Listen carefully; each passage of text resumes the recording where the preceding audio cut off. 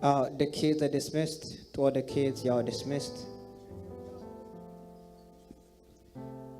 Hallelujah, hallelujah. Hallelujah, hallelujah. Hallelujah. Amen. Ndagira ngo ubwire mugenzi wawe uti itegure Imana iguha umugisha mu nzu yayo. Tell a friend to prepare yourself for God to give you blessings in his house. Hallelujah. Amen. Reka bidatinze. So without going too far, dusome ijambo ry'Imana. We're going to go ahead and read the word of God. Ryanditse muri Zaburi 122. The word of God written in Psalms 122. Mbere ko turisoma. We are going to read it.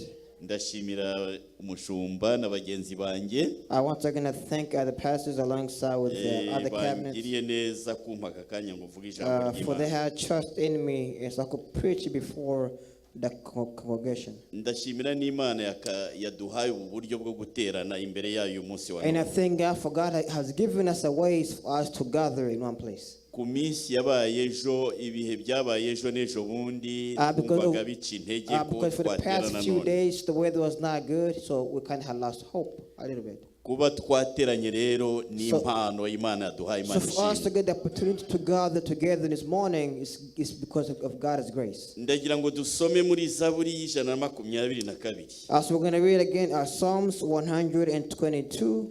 Zaburi y'122. Psalms 122. Turahera ku murongo wa mbere tugeze ku murongo wa 4. We're going to read verse 1 until 4.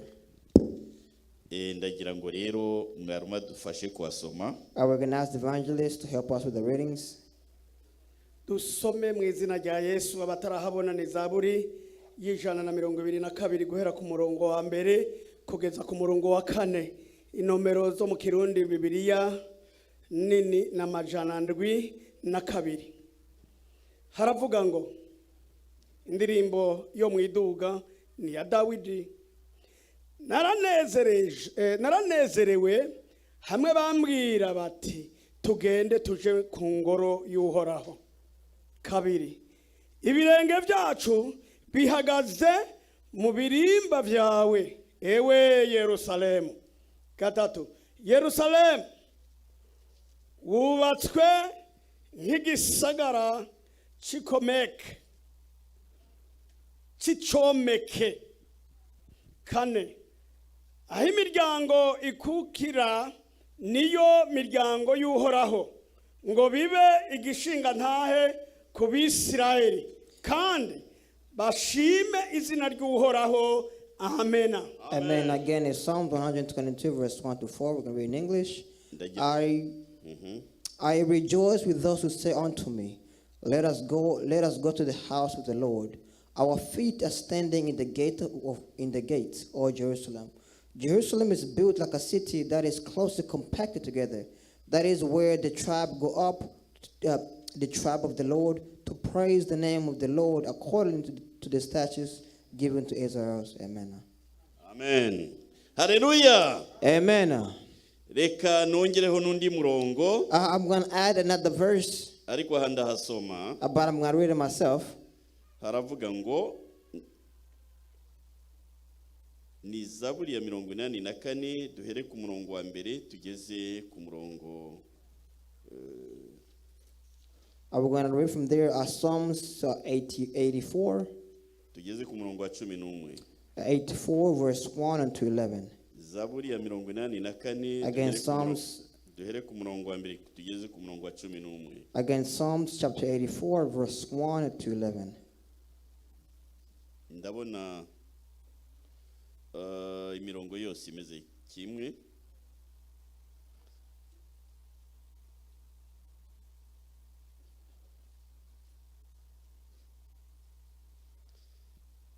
Bibiliya y'Ikinyarwanda n'Ikirundi imeze kimwe. Turasoma. Uwiteka Nyiringabo, erega amahema yawe n'ay'igikundiro. Umutima wanjye urifuza ibikari byawe, ndetse biwutera kugwa isari. Umutima wanjye n'umubiri wanjye bivugiriza Imana ihoraho impundu. Igishwi kiboneye inzu, intashya yiboneye icyari aho ishyira ibyana byayo. Ni ku bicaniro byawe Uwiteka Nyiringabo, mwami wanjye, mana yanjye. Hahirwa ababa mu nzu yawe babasha kugushima ubudasiba. Hahirwa umuntu ugufitemwo imbaraga. Hahirwa abafite mu mitima inzira z'igisiyoni. Iyo banyuze mu gikombe cyitwa Baka bagihindura ahantu h'amasoko. Imvura y'umuhindo icyambika imigisha, bagenda bagwiza imbaraga. Umuntu wese wo muri bo aboneka mu maso y'Imana Isiyoni. Uwiteka Mana Nyiringabo, umva gusenga kwanjye, Mana ya Yakobo, ntegera ugutwi. Mana ngabo idukingira, reba witegereze mu maso h'uwo wasize, kuko umunsi umwe mu bikari byawe uruta iyindi igihumbi ahandi. Nakunda guhagarara ku muryango w'inzu y'Imana yanjye, bindutira kuba mu mahema y'abanyabyaha. Amen. Amen. Let's go in English. Again, in Psalms 84, verse 1 to 11. How lovely... Please, mu Cyongereza usome imirongo ibiri ibanza turekeraho. From first verse to second. Okay. For now, we're going to read verse 1 to 2. If you got a Bible, go ahead and read from verse 1 to 11. Let's go and read. How lovely is your dwelling place, Lord Almighty. My soul yearns, even faints, for the court of the Lord. My heart and my flesh cries out for the living God. Amen. N'amagambo atari make yadusomye. This is a lot of verses we just read. Ariko aya magambo yose ahuriye ku kintu. But all these verses we read have one connection. Agaciro k'inzu y'Imana, ingoro y'Imana. That the worth of God is placed. Ibyiza turonkera mu nzu y'Imana. The good thing that we see or we find in God's house. Turi buvuge ku byiza turonkera mu nzu y'Imana. We will speak on the good thing we find under God's house. Igice cya mbere twasomye, because the first book we read, cyanditswe n'umugaragu w'Imana Dawidi. It was written by the son of God, King David. Dawidi, so King David yagize ati, narishimye ubwo bambwiraga ngo tujye mu nzu y'Imana. He said, I was very happy when they told me let's go in God's house. Ntabwo bisanzwe se abantu benshi bishima bagiye mu nzu y'Imana. Not many are happy when they are told to go in God's house. Hari n'abandi batanezezwa no kujya mu nzu y'Imana. And there are some who are not happy.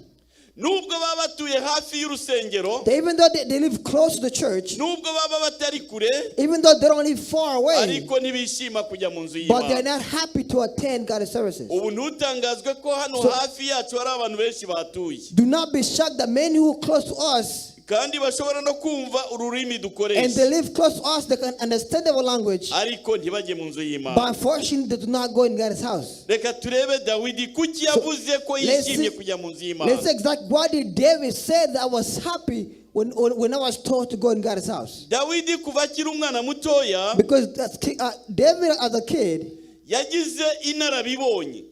He was a person who has seen God. Experience. Thank you. Yagize experience ko yabanye n'ababyeyi bizera Imana. Because through experience his parents believed in God. Nyina wa Dawidi yizeraga Imana, atinyaga Imana. David's mother believed in God and she feared God. Ise wa Dawidi yatinyaga Imana. David's father believed in God and feared God. Uko niko bari bafite umuco mwiza wo kujya mu nzu y'Imana. And that they had a good value to go in God's house. Dawidi akiri muto yarabakurikiraga. David as a young boy, he followed them. Akareba ibyo bakora byose. And he observed what they were doing. Yarebaga ibikorerwa mu nzu y'Imana. He observed the thing that been done in God's house. Akitegereza akareba. He looked closely. Birashoboka ko yabonaga n'ababyeyi bagiye mu rusengero. The problem whenever parents go to church, wenda igihe baganiraga ku meza yo kuriraho mu rugo iwabo, maybe whenever they were at home on the food on the table, bavugaga n'ibyifuzo bajyana mu nzu y'Imana. Probably they'll speak or they'll talk about the desire they have in bringing in God's house. Noneho Dawidi bajyana mu rusengero agakurikira akareba. So David will go to church and he will look around and he will observe. Akareba ukuntu iwabo basenga. He observed how at home they praise to God. Akareba uko baririra Imana. He looked how they cry to God. Kandi agategereza. And then he looked closely. Akazabona Imana yarabashubije. And you see that God had rewarded them back. Kandi iyo yajyaga mu rusengero. So whenever he goes to church, yabonaga ibintu byose bihindutse. he will see that things were changing at all times. Ababaga bababaye buzuye umunezero. Those who were hurt, they'll feel joy and happiness. uko baririmbira Imana. And you see how they'll praise God, they'll sing to God. basimbukaga nk'uko How twasimbutse they'll none. dance, as we did earlier. Ndibuka nkiri mutoya nanjye ubwanjye. I remember a long time ago when I was young, iwacu bari abametodiste. my parents were Methodist. Ndibuka ko mama yamfataga tukagenda I remember nigatoya. my mother would take me to church alongside her Ndimwe when I was bashiki banjye young. baranterwaga nari mfite bashiki banjye batanu imbere yanjye. I had before me there's 5 siblings. Baranterwaga bakanjyana. So they would pick me up and they would take me to church. Ndibuka igihe kimwe cyabaga cyo guhimbaza Imana. The one time it was a day to praise God. Ndibuka baririmba indirimbo ngo genda Getsemani nako gace nibuka gusa. They were singing a song that when I get there, I read a verse. bakabyina. They sang, they praised God, and they danced. Ndibuka nuko I bamwe bankandagiye ngatangira ahubwo nkarira. That when they picked me, when they were holding me, I would cry too. Ariko abantu bari basgurutse bari hejuru But people batareba were ibyo dancing, hasi. they did not care Basimbuka below. babyina They were jumping, they were praising God. bakaririmba inyikirizo ngo genda Getsemani. They would dance, say, go get somebody. Urumva bari banezerewe Meaning that cyane. they were happy, they were overjoyed Ariko with happiness. nk'umwana mutoya simbyibagirwa. But as a child, I could not forget that moment. Urumva ibyo abana bacu bareba mu nzu y'Imana Our kids, n'igihe bazabakuru bizabakurikirana. so what they see in the church as they're growing up is going to follow them. Mu nzu y'Imana tuhabonera Because ibyiza. in God's house, so we see good things. Mu nzu y'Imana tuhabonera umugisha. In God's house, we see blessings. Iyo winjiye ubabaye wuzura umunezero When mu you nzu come y'Imana. hurt, when you come with hurt, you overfilled with joy. Uzuhagaritse umutima nugera mu nzu y'Imana ujya wizera ko ikuzuza umunezero. When you lost hope, when you come to God's side, you find the hope they desire, and you're filled with Ndagira ngo dukomere Imana joy. amashyi twese Praise the praise to twishima. God, amen. Imana ihimbazwe cyane. May God be praised. Imana ni iy'umunezero. Because God is the God of joy. Noneho ijambo ry'Imana rikomeza ritubwira. And the word of God continues speaking to us. Abaje mu nzu y'Imana bahabonera ibyiza byinshi. That those who come in God's house, they see good things. Wa muntu w'Imana hari ibyo yavuze muri Zaburi ya 84. As somebody said in Psalm 84, iyi Zaburi these Psalms, tubona ko yanditswe na bene Kora. they was written by the brother of Korah. Bene Kora bagize inarabibonye nyinshi. Because they had a lot of experience as Hari n'ibyo well. babonye biteye ubwoba. There's something they see themselves that was very frightening. Turabizi mu gitabo cyo kubara. We know that in the book of Genesis, uburyo witwa Kora, Datani na Abiramu or we know in the book of Numbers, bacumuye ku Mana. that they committed a sin against God. Turibuka icyababayeho n'inyigisho And we know what pasiteri happened. igeze zitwigishaho pasiteri We know the consequence of what Rukato. happened because Pastor Rukata, Isi yarafunguwe bararigita because the world was opened up and they got swallowed kubera icyaha bakoze imbere y'Imana. because of the sin they committed before God. Abana be bamwe bacitse ku icumu barabirebye. And Bamwe mu bana be bacitse ku icumu barabibonye bo batinyaga Imana. among the kids, because they fear God, they slay themselves. Noneho hano muri Zaburi ya 84 And in Psalms 84, baranditse they wrote this. ngo Uwiteka Nyiringabo, The God Almighty, erega amahema yawe na igikundiro, that lovely is your dwelling place. umutima wanje urifuza ibikari byawe. My heart yearns your place. Noneho muri iyi Zaburi And here in Psalms, bavuga igiciro, ubwiza, mbese ukuntu abantu bakunda Uwiteka, mu nzu y'Uwiteka bahabonera imigisha here myinshi. Psalm speaks of how people they yearn, they desire to be in God's house because Nabo there bahinduka they found blessing and joy. Nabo bahinduka umugisha. And they change and they become blessing. Ku murongo wa 7 w'icyo gice Because on verse 7, haravuga ngo iyo it says, banyuze mu gikombe cyitwa Baka, that when they passed the valley of Baker, bagihindura ahantu h'amasoko. They change and become a place of springs. muri Bibiliya y'Ikirundi In Bible of Kirundi, haravuga ngo it says iyo baciye mu mwonga witwa Marira that when they pass to the bawuhindura ahantu h'amariba. when they pass to the places they change it. When they pass to the valley of Baker, they change it to spring of water. Mbere imvura y'agatasi iwambika umugisha. And the autumn of rain covered them with blessings, or a pool of rain. Iryo jambo for the Baka So this place called Baker, nagerageje kurireba. I just look at it. Mu bitabo bisobanura amagambo ya Bibiliya Many Bible they try to explain Baker, the valley of Baker. ntacyo barivugaho. It is not speak about it much. Ariko urirebye But if you look at it, ni ukuvuga ngo ni ahantu habaga hagagaye, basically it is a place. ahantu hatabonekaga igitonyanga cy'amazi, The valley of Baker is a place that has no rain. ahantu hatagaragaraga umugisha. Basically, there was no blessing in that place. Mbese hano muri Bibiliya y'Ikirundi harabivuga neza. In the Kirundi Bible, it says it closely exactly. Icyo kibaya ni ukuvuga uwo mwonga witwa Marira. That valley is called. Iyo banyuze aho hantu ho mu mwonga witwa Marira, The valley of Baker was also known as the valley of sorrow. So when they passed to the valley of sorrow or Baker, they would change it to become a spring of water. haboneka amasoko y'amazi. The spring of water, amen. Noneho aba bantu So these people, iyo banyuze ahantu hagagaye humye, whenever they pass a place that there's no water, hatarangwa umugisha, there's no blessings, hatarangwa ibyishimo, there is no joy. hari agahinda gusa, When there's only sorrows and hari sadness, umubabaro, when there's only hurt, bahahinduraho they umunezero. will change Haleluya. become a place of blessings. Abantu Amen. barishima, So people are happy or abantu overjoyed, bakibagirwa ibibazo and they forget byabo, the issues they're probably going through. kuko hageze abanyamugisha. Because Haleluya. those who are blessed has passed over the world. Abo bantu kandi bahawe umugisha Because n'Imana. you are blessed by God. Kubera iki? Why?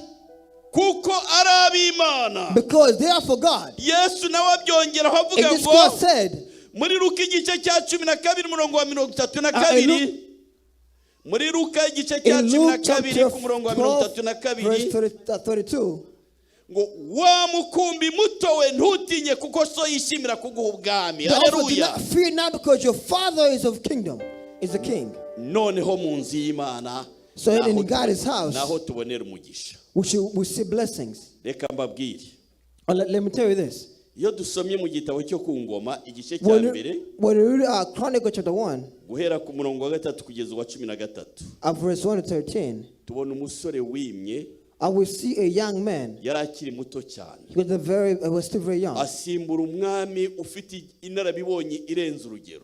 And the young man inherited the kingdom from another king. Narirwa Was powerful. namuvuga mwamugenzura mwagerageza gukora ibyo abanyamerika bavuga ngo tugeze.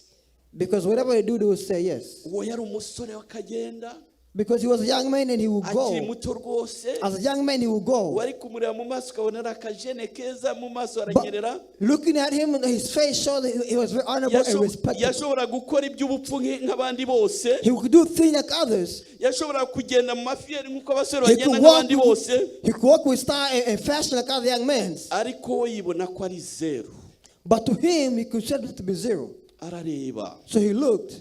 ati kiriya gihugu cyose He said, ntawe kuyobora. This whole city, I should rule it. Yewe umusore umeze gutya As a young ntabishobora. man, I can. Nibwo yazamutse ku ngoro y'Imana. And that's why he came to God. Bibiri To God's iratubwira ngo temple. ajya ku ngoro y'Imana. The Bible says they came into God's Yari house. yubatse ku kanunga hitwa Igibeyoni. And that place was built in a place called Reka Gibeon. muvuge noneho ni Salomo. Basically, that was Solomon. Arahagenda ajya gusenga So Imana. Solomon came and he prayed to God. Ahatambira ibitambo byinshi. He danced and praised God. N'umutima umenetse wose. He cried to God with a broken heart. Imana ngo iyo ihamagaye irakwita bikaza. Because when you call God, God answers and comes to you. Kandi ijambo ry'Imana riravuga ngo And then God says that kandi muzambona nimunshakana n'umutima wose. if you seek me your heart, you will see me. Noneho So uwo musore that young man, mu gihe yari ahugiye n'umutima umenetse when he was crying with a broken heart to God, gusenga Imana, when he was praying to Bibiri God, iratubwira uhere ku the murongo Bible says from muri icyo gice cya 13 here ku murongo wa 3 haravuga After mu gice cya 13, igice cya mbere of chapter 1, ingoma za kabiri igice of cya mbere 2 Chronicles chapter 1, uhere ku murongo wa 3 ugeze ku wa verse 13 3 to 13. If you read it, wenda nushaka ukomeze hirya or you could read the whole verse, cyakora ntituhasoma. but we're not going to read it. Noneho So Uwiteka aramwiyereka. God came to him. Uwiteka amaze kumwiyereka When God came to him, amubwira ikintu God told him this. ngo hari nijoro rwose urumva Salomo yari yaharaye rwose hari Because n'abantu benshi bamukikije. Because Solomon was a church the whole night, was praying to God. Noneho Uwiteka aramubwira. So God told Solomon Ku murongo wa 7 on verse 7, aravuga ngo mu ijoro ry'uwo munsi and it said in that night, Imana ibonekera Salomo. in that night God came to Solomon. Iramubwira iti And God told Solomon, nsaba icyo ushaka cyo. ask him whatever you desired. Nsaba icyo ushaka nyiguye. Ask him whatever you desire, and it shall be granted to you. Mbega amahirwe yo kubonekerwa So it's a n'Imana. blessed for God to come to you. Ibona eventually. nkubone God come to you face to face. ikakubwira ngo And nsaba God icyo will ushaka tell you, cyose. ask him whatever you desire. Ikakureba ngo So nsaba icyo God ushaka asks you, cyose. ask him whatever you desire, and it shall be granted to Ari you. igihe Imana ibonekeye ngo If nsaba God icyo comes ushaka to me and cyose. ask me whatever you desire, Ese twebwe turi hano imbere cyangwa Question is, hariya? Imana ikubonekeye if iti God- nsaba icyo ushaka cyose. if God comes to you and ask him whatever you desired, Ikizami gikomeye cyane. it will be very hard. I mean, it will be a joyful moment. Twiga muri Kongo When we was to go to the school in Congo, bigeze kujya tugana n'abanyeshuri batubwira ukuntu ngo I will speak to other students. Mobutu yajyaga ashaka gukoresha abantu bamwe akabatumira.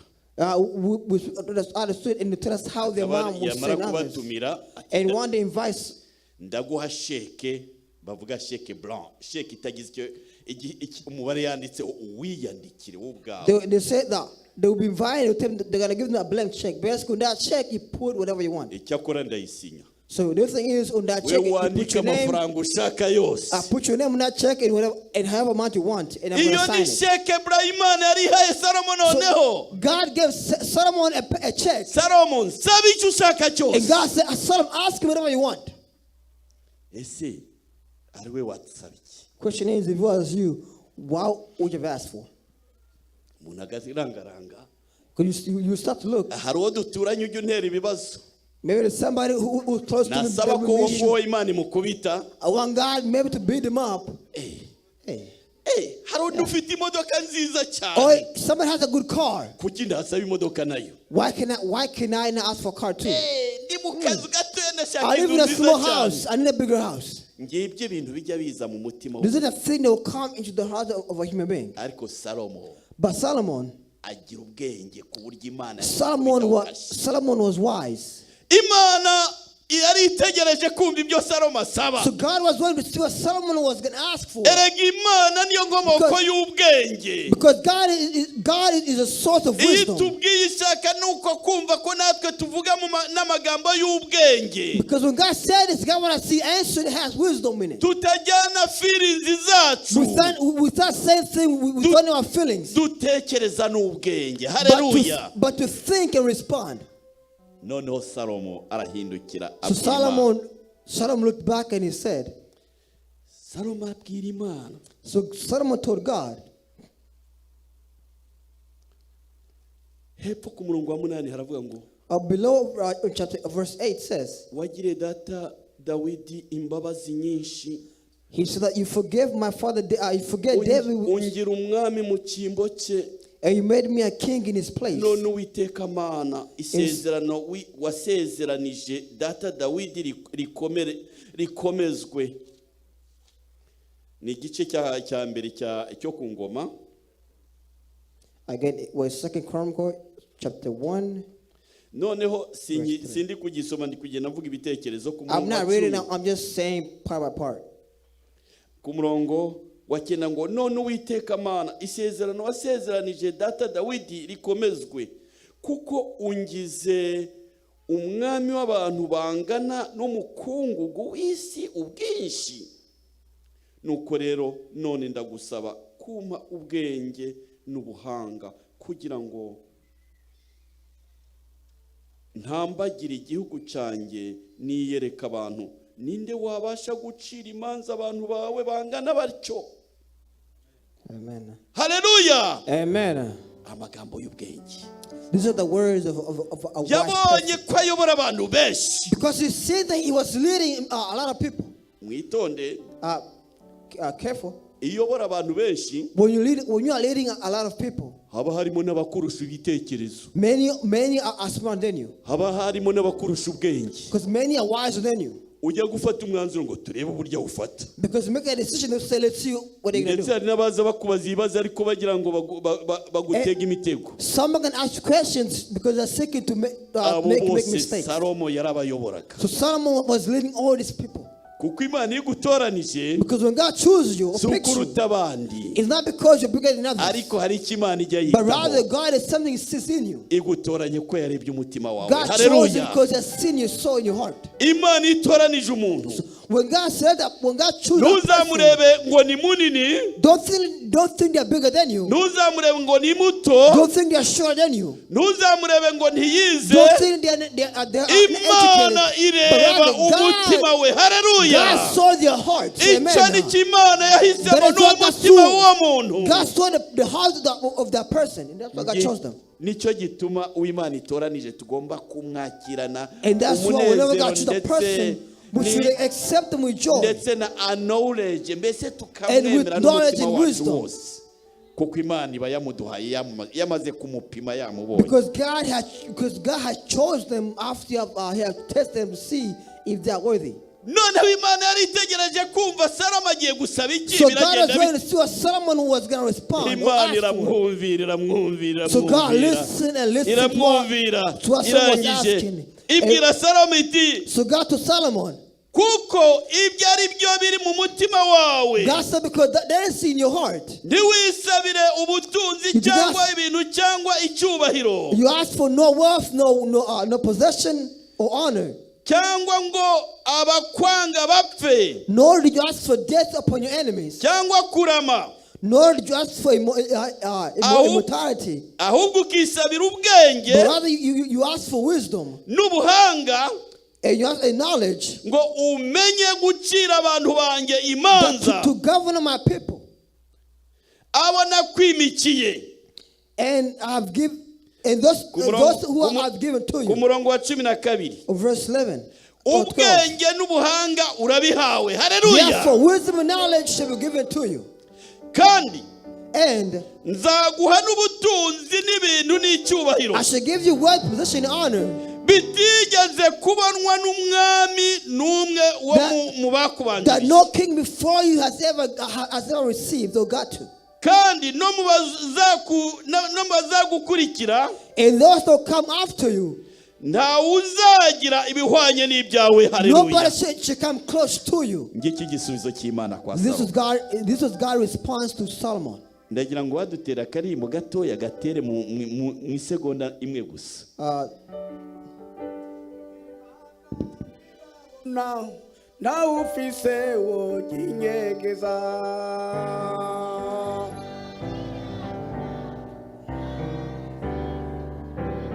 Yeah, jishagimana rirabona. Now ufise wo ginyegeza.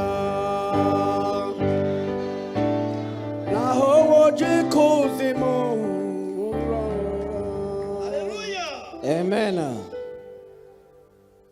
Munzu y'Imana. In God's house. Narishimye ubwo bambwiraga ngo tujye mu nzu. I was overjoyed they told me to go in God's house. David ati narishimye ubwo bambwiraga. David said I was happy when they told me to go in God's house. Nibyo umunezero kujya mu nzu y'Imana. It is something of praiseworthy to be in God's house. Kujya mu nzu y'Imana. It's so blessed to be in God's house. Mu nzu y'Imana tuhabonera byinshi cyane. Because in God's house we see so many things. Uri mu nzu y'Imana ugeze ufite umutima ufunguye. When you in God's house with an open heart n'amatwi afunguye and with open ears, witeguye kumva ijwi ry'Imana, are ready to hear God's voice. Kandi icyo rikubwiye cyose ugikore. And that which God's voice tells you, you shall do. Icyo Imana ikubwiye ugikore. That which God tells you, you shall do. Reka mbabwire. So let me tell you this. si ubuhamya ntanga ariko ndabaha icyo nabonye. It's not a testimony or what I've seen, but it's not a testimony, but I'm saying what I've seen. Rimwe twari turi gusenga mu nzu y'Imana. Once upon a time, we were praying at His house. Twari abanyeshuri Bukavu. We were students. Umupasiteri umwe And a pastor, witwaga Kitoka. a pastor called Kitoka. Kitoka. Ni umupasiteri w'Ikadutu i Bukavu. It's the pastor back home. Kucahi Bukavu. Umupasiteri wo Kucahi Bukavu. As the pastor back home. Yari yigishije amagambo yatunejeje cyane. That pastor just words and we were happy listening to it. Ahamagarira abantu kuza noneho gusaba imbaraga z'umwuka wera. I could put to come and seek the strength from God. Mu bantu bahagurutse nanjye narahagurutse. Among those who stood up, I was among them stood up. Ndagenda ndapfukama. I went and I humble myself. Aradusabira. And he prayed to receive our strength. Yewe numvaga umunezero ugiye kuza mu mutima wanjye. And at that point in time, I feel joy filling my soul. Nkumva ni nk'umucyo ugiye kwinjira mu mutima wanjye. I feel a light into my heart. Ariko bigasimburwa n'ijwi ryatangiye kuvuga. But it was overcome by another voice that speak before that. Iryo jwi rikajya rivuga. And that voice will say, ya mafaranga. The voice said, the money. The money. Kugeza uko nkazamura ijwi cyane ngo ndushe ijwi ryarindi ryavugira. I'll pray hard in order to overshadow that voice. Nazamura naryo rikazamuka ngo ya mafaranga. The harder I'll pray, the voice will be loud as well. Nshika intege noneho ndaceceka. And I was overcome and I feel helpless. Nkomeza gupfukama icyakora sinahaguruka ko yari ari gusenga. I feel helpless. I stayed where I was because they were praying. Noneho numva nshitse intege. So after that, I felt I lost hope. I felt hopeless. Iyo ryavugaga iryo jwi ryasimburwa n'umwijima numvaga utwikira umutima wanjye nkumva nta munezero mfite. Because that voice, whenever it speaks, it overshadows my heart, and the joy that had in me, it was fading out. Noneho inyigisho zirangiye. So after the teaching or after lessons, yaje kutubwira ngo turuhuke. The pastor came and said, "Go take a break." Tujya kuri break. So we went and took a break. Noneho kuri break. But during that break, aravuga ngo niba hari ufite ikintu the pastor said that if anybody has something God has shown them, would have seen their vision, come and see us. So I went to see the pastor. He was along with the principal that was leading us. And I said that when you're praying, pray for others. But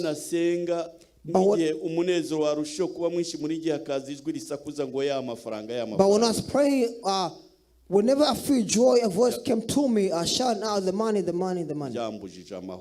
And I couldn't find peace. So he asked me, okay, the money, what happened to the money? Because the missionary are the one who are teaching me. Because they pay for my tuition, so all the money they were giving me to go to school.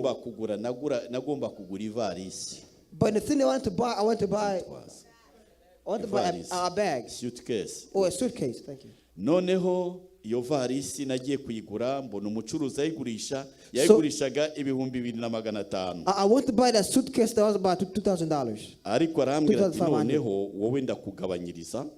But the seller told me that, you know what, I'm going to give you a discount. Ndaguhera 1,400. So instead of paying the full price, I'm going to give you 1,500. Ngiye kumwishyura ati nako umpe icyabiri. Ngiye kumwishyura ati cyangwa umpe 1,200. Okay, and I said, okay, you know what, let me go and give you 1,200. Okay, ndamuha. So I gave him I paid. Bari bampaye 2,500. They gave me 250. Noneho ngiye kuba missionnaire ati ivarisi wayibonye yego. When I went back, they asked me, did you find the suitcase? I said, yeah. And how much was it? Ati bagabanijeho. And I said, those are discount. Nababwiye uko byamera kose amafaranga ndi bubahe nkurikije ko bampaye nsigarana 500 nshyira ku ruhande. So I paid for, and then the rest I kept it to myself. 500 ndayabika na. So the 500 I kept it to myself. Ntacyo bahombye n'ubundi bari bayampaye nza kuyagura ivari. Because so you know what, there was no loss because they gave me the whole price to buy a suitcase. Bahasigaye nti nuko bayimpereye. So I say about 2,000. He's ariko muri ya masengesho biragaruka ngo But- ya mafaranga in that prayer, because of what I had done, it came back to me. nayo rero yavugwaga. So the voice was talking about the money that I had kept myself. the Dirayiteri wari 500. uruhande ati icyo cyaha kirakomeye So the prince said, that's a hard sin. kirakomeye naho kito katoya ntabwo gikomeye And the pastor cyose said that- umuntu yaturanye umutima umenetse Imana But the iragize pastor said that any sin is not hard. As long as you confess, a sin is sin. ati si ibyacu kubivuga Imana niba There yemeye is- kwihana kwe iri bubigaragaza It is not to decide if we confess, only God to decide himself. niba itabyemeye kandi iri bubigaragaze And if God will not accept, God will show it. ubwo jye numva ni nk'igisozi kivuye ku I gahanga felt- kanjye kiguye hasi I felt like a body that was in my back numva and it umutima fell down. wanjye uroroshye I mfite felt my heart amahoro was filled menshi something cyane and joy. noneho nasigaye mvuga sijye urota bavuye muri bureke dusenge sijye And I urota said bavuye that, muri bureke and ngo it's myself, dusenge only, like, I could not wait until the breakers to reka go back and mbabwize pray. ukuri turi imbere y'Imana To be honest with you, we're before God. reka mbabwize ukuri turi imbere Let me y'Imana be honest before you. rwose ibyambayeho simfite uko Truly, nabasobanura what happened to me- umunezero wari unyuze I urenze cannot urugero explain in words because I felt so much Ubwo joy rero and happiness. tukinjira, And what after the break? yavuze ijambo rito gusa He only said 2 words. arangije ngo At abashaka the end, gusaba imbaraga he said those who z'umwuka wera desire nibaze those who desire strength come forth. ubwo hari saa yine n'igice noneho It was about 10. It was about 10. nabaye uwa mbere I was the mbanagiye first to come. ndapfukama I was the first to come. ndapfukama And I kneel down. nkimara gupfukama And once I kneel down, ni ngaho umunezero w'ijuru wose bawusutse mu mutima I felt the wanjye joy from heaven was filled in me. ndatangira ndasenga I cyane started praying hard narishyize amaboko yanjye ku meza gutya because I had my hands close to me like ndasenga this. imbaraga And I prayed nyinshi with so many ziranyuzura strength. haleluya excuse imbaraga nyinshi ziranyuzura That strength filled me. ndasenga imbaraga nyinshi zinkubita zinzunguza I nyinshi prayed with so cyane many strength. nababwira ko nacitse ibisebe hano ariko sinabyumvaga na To be honest, gatoya I had bruises, but I ndakomeza couldn't feel it. ndasenga cyane I umunezero prayed and mwinshi prayed with so much numvaga joy. kontakite n'ijuru That I felt rwose that byoroshye the ndi kubonana I n'Imana felt that agenda agera I imbere was talking to y'Imana God face to face and my voice ndanezerwa reached cyane him. ndanezerwa I was joyful, I was happy. byari biryoshye nakwifuriza iyo experience It was like I wish you to go to the experience as well. noneho uzi uko byagenze Do you know what happened after? byageze saa 9 n'igice nkimeze gutyo And until 3 p.m. I was the same. ari umumisiyoneri wari hafi yanjye wagize ubutwari bwo kugumana nanjye And machine was next to me, who was close to me. niwe warambiwe araza ashyiraho ikiganza ngo amina He came to me and said, Amina. yahindukira nti ninde unkozeho numva umunezero wose numva za mbaraga zose ziragiye And ndakanguka when he did that, I felt the joy and strength niyo left mpamvu me. usobanukirwa bya bindi Yesu yavuze ngo ninde unkozeho And because then I understood when we just said, ndebye who mbona touched ni me. misiyoneri Agnestrande When I looked, I saw the missionary touched me. Lindorfe wankozeho Amen. nawe yari umumisiyoneri umunyamwuka noneho nitwe twembi twari dusigaye aho ngaho mu Because rusengero abandi in that bataha. church, it was only me and him that was left. yageze ubwo arambiwe ati sinaguma arampagarika kugira ngo He said that I cannot stay here with you the whole day. That's why he touched me. ariko sinavuze mu rurimi But I didn't speak in languages. naje kugenda noneho And aho twigaga njya mu kumba k'abanyeshuri basengeragamo where noneho we ndapfukama were learning, I went to a room with the other students and started praying. ndashaka kongera kurya kuri bya bintu biryoshye And I said, I want to see the good things again. ndatangira ndasenga And I prayed and I ndasenga prayed and I umunezero prayed. urongera uragaruka The joy mwinshi came back once cyane again. ndasenga So I prayed and I ndasenga prayed and I prayed. umunezero mwinshi The cyane joy came back again. inkuru mbariranira tuba yaba ari we wabigezemwo wari kunsobanukirwa If it was you could explain it. nibwo icyakora sinashoboye kuvuga mu rurimi sinamenye uwaje numva ndambitseho ibiganza Because nanone I don't know who came and they touched me sinakinguye again. amaso ngo ndebe arinde I did not aransengera look, they prayed for me as well. mba ndagiye ntangiye kuvuga mu rurimi And I n'umunezero start speaking languages with joy, with happiness.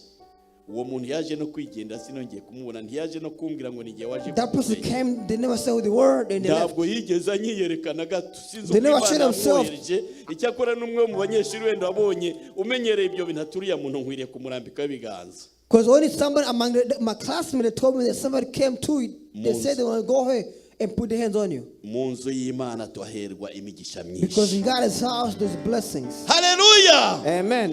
Mu nzu y'Imana tuhabonera In ibyiza God's house, there's byinshi. good things you can find. Niyo mpamvu nakubwiye ngo uri mu nzu y'Imana. And as I said earlier, Gihora ufunguye amatwi wumva and when you icy'Imana got His house, ikubwira. open your ears. Hari akantu baritwaye nabi kumva ijwi rikomeza risubiramo rikubwira. Maybe you hear a voice that tells you what you've done was not right. Ndetse rishobora kuza rimeze That could tell nk'umutima you that rimeze nk'umutima nama uvugana nawe. it will come in your souls and your heart and tells you. N'Imana ibivugana nawe. That's God speaking to you. Imana ifite umugambi bw'iki ishaka kugukorera, tinyuka usanga abayobozi uti ndihanye iki n'iki. God has a plan to speak to you. Hari ibintu abantu bijya bituboha. See, there are things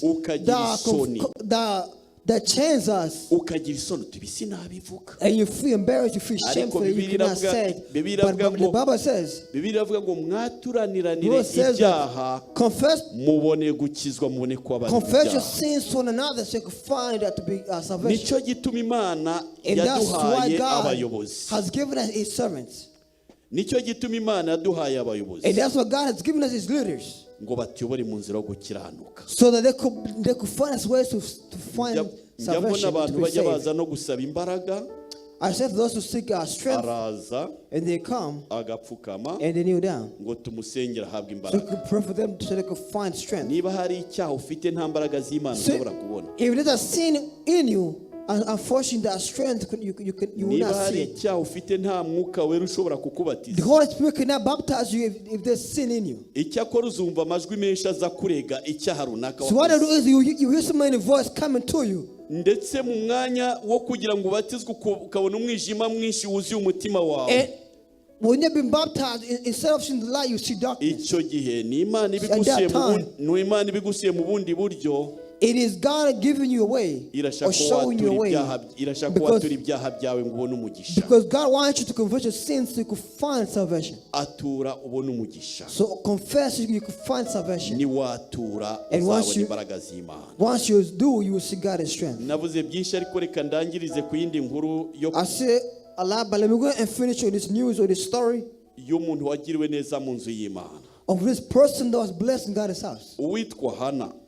This person's name is Hannah. Tumubona mu gitabo cya Samweli. I can see Hannah in Samuel. Muri Samweli wa mbere.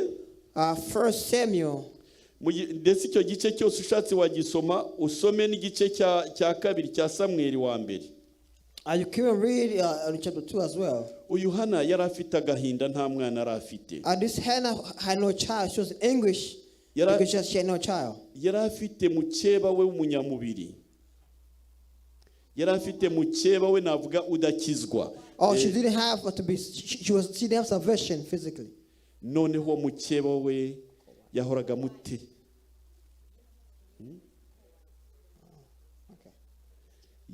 Uwo mukeba we bari basangiye umugabo yahoraga amutera amagambo amucyura ko adafite umwana. Because the other woman was bitter to her because she didn't have a child. Nta kana yari yarabonye. She didn't have a child. Kandi ibyo byari mubabaje cyane. And that made her sad. Twishyize mu mwanya we nkuko nawe byakugendekera. In comparison, maybe it could be you. Nufata feelings ze ukazigira izawe urumva ukuntu yarababaye. Because if you compare yourself to her, if you put yourself in her shoes, you could feel the sorrow and anguish she was going through. Umutima we wari wuzuye umubabaro. Because her heart was filled with hurt. Noneho igihe kimwe. And at one time, ajya mu nzu y'Imana. She came in God's house. Arareba ati nta handi nzabonera ibyiza kiretse mu nzu y'Imana. She can say that nowhere else can I find good things and joy. Ninjya mu nzu y'Imana nzasubizwa. If I go in God's house, I know I'm going to find an answer. Nibwo yagiye mu nzu y'Imana. So she came in God's house. Noneho mu nzu y'Imana tubibona uhereye ku murongo Samweli wa mbere igitabo cya mbere cya Samweli. 1 Samuel. Igice cya mbere umurongo wa 11. Chapter 1 verse 11. Haravuga ngo it says, noneho Hana ahiga umuhigo. So then Hannah made a plan. Aravuga ati made a decision, made a vow. Mana numpa umwana. She said, God, if you give me a son, a child, ukampa umwana w'umuhungu rwose, if you give me a child, nzamutura Uwiteka, nzamugutura abe uwe abe uwawe iminsi yose. Lord God, I'll bring that child be a servant to you at all time. Kandi icyuma cyogosha ntabwo kizamugera ku mutwe.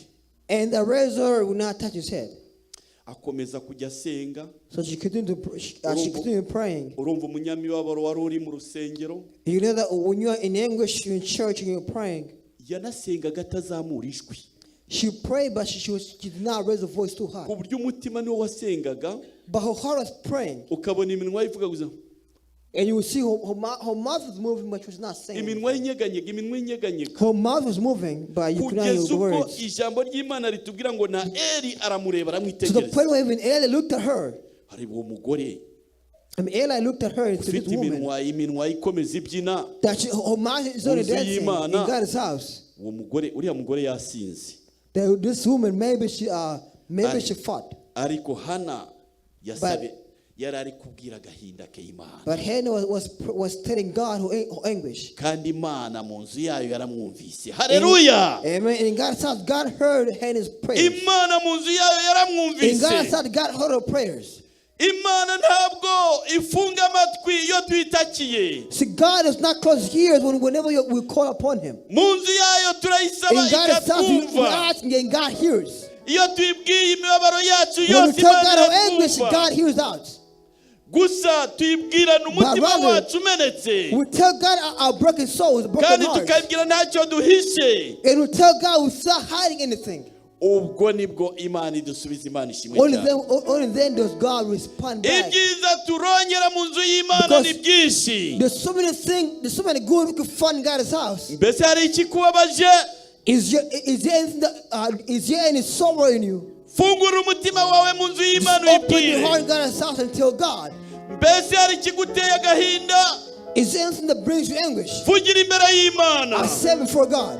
Mbese hari ubukene cyangwa ufite ibindi bibazo? Maybe you have other issues like poverty or being poor. Menya ko Imana yacu yumva. Know that God hears. Umugaragu w'Imana Dawidi yaravuze. Because King David said. Ngo ni wowe wumva ibyo usabwa. That it is you who hear what we ask for.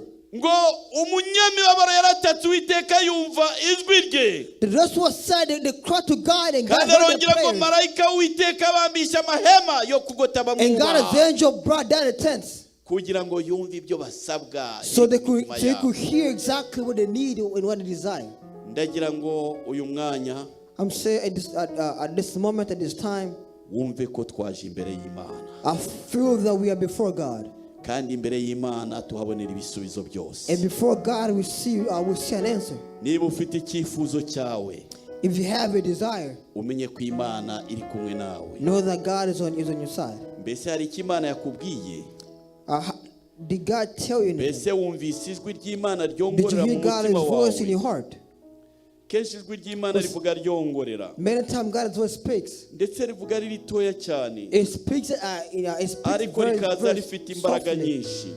It speaks softly but strongly. Iyo tubyumviye turahirwa. And if you hear that voice, you are blessed. Iyo turyumviye turahirwa. If you hear that voice, you are blessed. Ubu ni igihe Imana iri ku ntebe y'imbabazi. Because now, as of now, God is still sitting. Kandi mu nzu On the throne yayo of niho forgiveness. isohoreza amasezerano. And in His house, promises Ni naho are. idusezeranya tugomba kwakira ibyo idusezeranije. And then God makes us promise, and God Uyu fulfills mwanya the icyo promise. ugomba kuvuga ni Mana yanjye umuja wawe ndi imbere y'amaso yawe.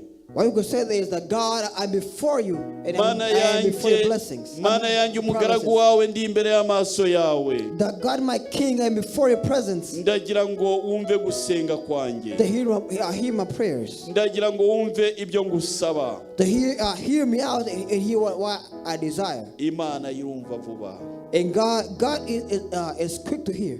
Ndumva ndangije. I am finishing. I am ending. Ariko noneho reka ntanga akanya gatoya. But I'm going to give a short moment. Mbese hari ufite icyo ashaka kubwira Imana? Do you want to tell God something? Hari n'ufite icyo ashaka gutegura imbere Do you want y'Imana? to prepare yourself before God? Turi mu nzu y'Imana. Truth is, we are before Ntabwo God's dushobora house. ntidushobora kubona Imana mu buryo bw'amaso. We cannot see God physically, Ariko Imana mu buryo bw'umwuka uri hagati yacu. but spiritually God is with us.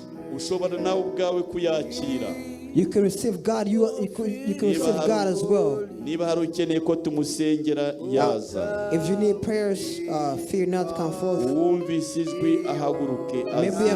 Maybe you heard God's voice, come forth. Abagaragu b'Imana biteguye kumusengera. Because God's servants, God's leaders are ready to pray for you. Uwiteka aguha umugisha. So God gives you blessings. Tugiye gusenga. We are gonna pray. Rwose Imana iragutegereje. Because God is looking closely Tubonye bashiki bacu baje. on how